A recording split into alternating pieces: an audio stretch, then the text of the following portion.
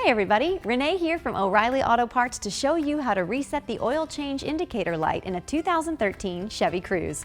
Procedures will be similar for most Cruze models from 2011 to 2015, but be sure to know the specifics for your vehicle before getting started.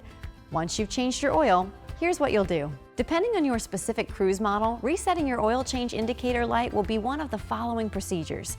If your model has an infotainment screen, select Vehicle Status, then Maintenance, then Oil Life, and Reset.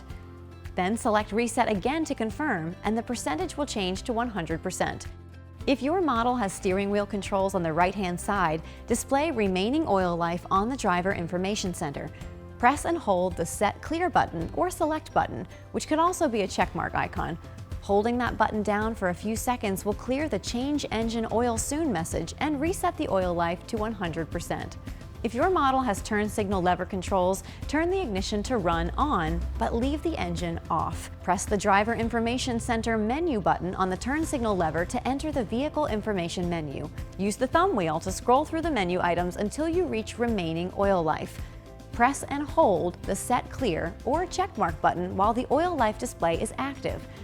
After a few seconds, the oil life will be reset to 100%. Turn the ignition back to lock off. If your model has none of these features, turn the ignition to run with the engine off. Fully depress and release the gas pedal 3 times in about 5 seconds.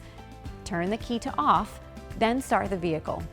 If in any case you start your engine after completing the reset procedure and your oil change indicator has not reset, turn your engine off and repeat the procedure.